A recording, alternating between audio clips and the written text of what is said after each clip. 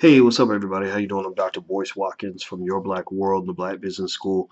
I'm sitting here. I'm getting ready for the All Black National Convention, which is going to start in a couple of days in Louisville, Kentucky. We got a lot to talk about. There's a lot going on with the NFL and Donald Trump and activism in Black America. Just kind of what that all kind of comes down to. There's also some conversations we're going to talk about this week at the convention that has to do with just a lot of stuff going on in terms of just how Black people are perceived in this country, what Black people need to do in order to strengthen ourselves.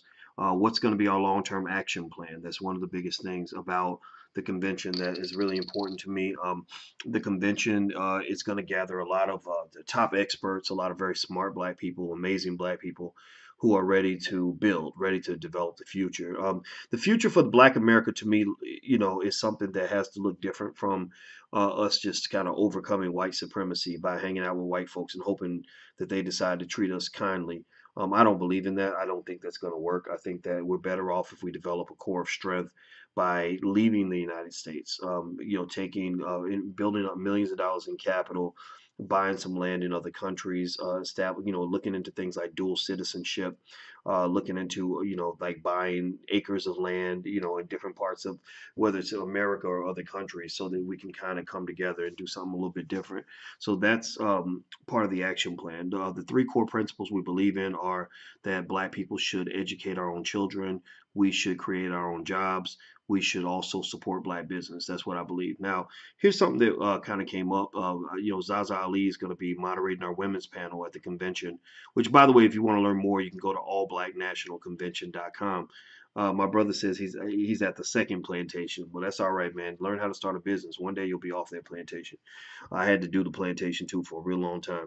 But anyway, so as we were talking about the women's panel, one of the things that kind of came up was kind of what's been going on this week with all the activism, right, and Trump and all of this stuff, and it's really been a great time to be Black. This is a really great week for Black people, no question about it. We really showed improved, and I was really proud of what the guys did on the field, and I was proud of the community for backing those people. But what I also thought about was, Cardi B, right? The rapper Cardi B. And somebody brought this up. Madam President actually brought that to my attention, made me think about it. And she said, Black people, she didn't say it like this, but this is what I was thinking based on what she said. I said, it's funny, she basically made me think about the fact that Black people are more woke than we've been in a long time. To use the term woke, like conscious, active, all that. And at the same time, we're as woke as we've ever been. The leading rapper in the world is Cardi B. Like Cardi B is the one who's, at the top of the charts. And I said, what does that say about Black people? What does that really say about, the community? What does that say about, our maturity? Just as a people? Does that say that we just that we're just diverse or whatever? That, is Cardi B sort of a typical rapper, or is Cardi B a little bit on the ratchet side? I'm gonna tell you like this. Here's what I'm gonna start off by first of all making sure that I'm not coming in as a hater, because I don't hate Cardi B. I really don't. I actually feel for her. I feel some support for her in the sense that she's very open about the fact that she used to be on the pole and she got off the pole and now she's out here rapping and making money in a different way. And I think that's cool. Like, that's really dope. I love that. But at the same time, I think that there's something to be said about how we perceive what Black achievement looks like. What does that mean for a Black person to be successful? Is Cardi B a successful person? Is Cardi B somebody that you would want your daughters looking up to and saying, hey, one day I want to be successful, I want to be great at what I do, I want everyone to love me the way they love Cardi B? I don't know. And I was just thinking about that because I was, I had to be honest with one of my friends, and I said, I don't really know. I know I've followed Cardi B a little bit. I went to her, because I don't want to be talking about somebody who I don't know what I'm talking about. And you might know my interaction with Young M.A. Young M.A. literally became famous off of my Facebook page. I don't know if I told you guys that, but she, was on my Facebook page, and next thing you know, she blew up. And it's not me just saying that. She actually says that in several interviews.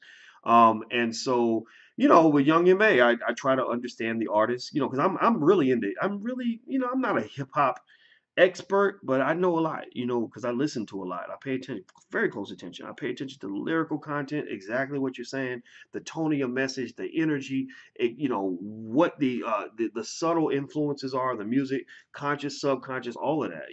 So long story short, with Cardi B, I remember looking her up and kind of seeing this person who really has done well because she keeps it real. I think that's what people love. She keeps it 100. And she kind of builds a career. She's 24, so she's very young, right? And she's built a lot of her career by being kind of outrageous. Like I think I remember her saying something about she's like, I got my teeth fished, so I'm sucking dick better or something like that. So it was something crazy like that.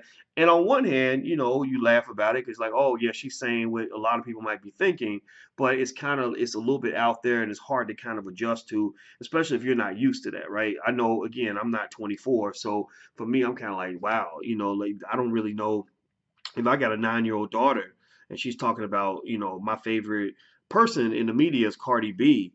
I don't know what to think about that. I don't know. Does that make me bougie and judgmental to say I don't really want you to be like Cardi B, or does that make me a good father? I don't know. I mean, we live in a society where masculinity is under attack. Black men are under attack for even trying to protect our daughters. But I personally believe I'm old school. I believe you keep your daughter off the goddamn pole. You don't want your daughter on the pole. You don't want your daughter out here sucking dick or bragging about how well she sucks dick so she can get some likes on Instagram. You don't want that. That's not what I want as a dad. Now, again, though, there are people that say, "Oh, you're slut shaming and blah blah blah blah," and I'm like, "Well, whatever. You're trying to shame black men. So fuck you and fuck the horse you rode in on. Fuck both of y'all. Just get the hell out of my face." That's my position on all of that. My position is that black people have to have an opinion on things that is independent of what white liberals tell us to think. White liberals are the ones who tell you that you can live any old kind of stupid life and have no consequences when we're real. If you really are a real black person, you really done live life and you really done been through, in situations, been in the hood, done, been through some shit, you know that you can't live life without consequences, right? So while you might think that, oh, it's slut shaming when you tell a girl that she can't go fuck every man on the block, well, no, it ain't slut shaming. It's common fucking sense that if you do that, it's going to have a consequence in diseases, unwanted pregnancies, crazy ass baby daddies all over the country, your ass sitting up in the project struggling because you had a bunch of babies with a bunch of broke ass, weak ass dudes. So that's reality, right? So as a dad, it's important to have those conversations. So I would say that in that regard, there's that side of me, the protective father in me, that says no, I don't want Cardi B as a role model for my daughter. If I got a 10-year-old daughter, I don't my daughter ain't 10. She's not 10 anymore. She's a little older, but I'm kind of proud of the fact that my daughter looks at Cardi B and says she's entertaining, she's so outrageous, but I don't want to be like that. And maybe even Cardi B doesn't want to be like that. I think that she's so honest. I think those I literally watched a bunch of her videos because they were so funny. And I feel bad for her because I feel like she is trapped by fame. Like I feel like she's not meant to be put in that celebrity box of where you show up at the Grammys and the Oscars, and because you're the biggest artist, you're supposed to maintain a certain image. I think that's going to ruin her. Like I think that that's going to make her less entertaining, less interesting than she is right now. Because when I saw her on her Instagram, I said that she's really funny. I'm not gonna do that, but I mean, I said she's really funny and she's really got a niche. She's making money. She's out, she was stripping on the road, and I'm not gonna look down on somebody for stripping. Whatever you do, that's fine. I don't think brothers should be spending all their time in the strip club. I think, and we flipping all that money around. Like I think that whole culture, like it kind of says something, right? When you'd rather spend your time in the club in any way than spend your time in front of a book. I never wanted to go to the club. Even when I was 21, I was like, well, why would I want to go to the club? I want to get together with my friends and stay up until 2 a.m. working on our dreams, so that one day we can be strong black men who own something. We want to be out here in the world controlling our destiny. We want to be out here conquering shit. We don't want to be sitting around talking about I got high and drunk at the club and I took some ecstasy. Now my whole goddamn body is fucked up. I'm a fucking alcoholic and all my money's gone and I done messed up with some raggedy ass women who done had my baby and took all my money in the child support court. Like I never wanted that life. That didn't make any sense to me. But a lot of y'all unfortunately pick a life that somebody else told y'all y'all supposed to pick. You do things because everyone else does it. You know, reality TV is the best example of the complete loss of common fucking sense that we have in our society. Reality TV is a perfect example of that.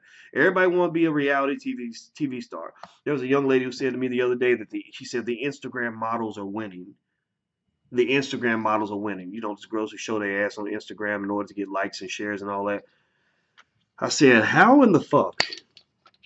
I'm sorry, y'all got to forgive me. It's 2:30 in the morning, so maybe that's why I'm just feeling I don't really care right now. I give zero fucks about what people think about the language. How in the fuck are the Instagram models winning?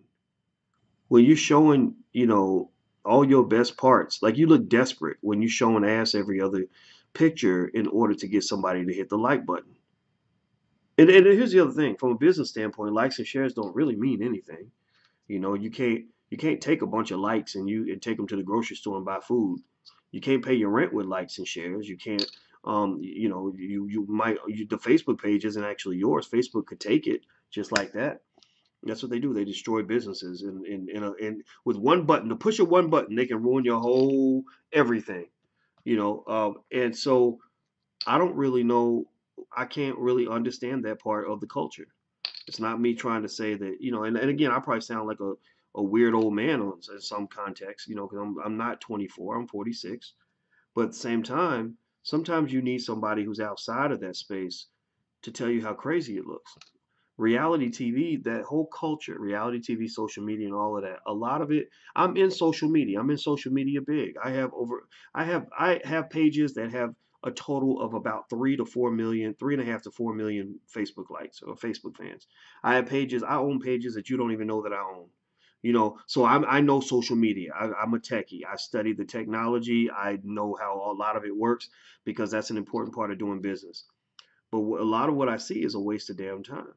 A lot of what I see is destructive.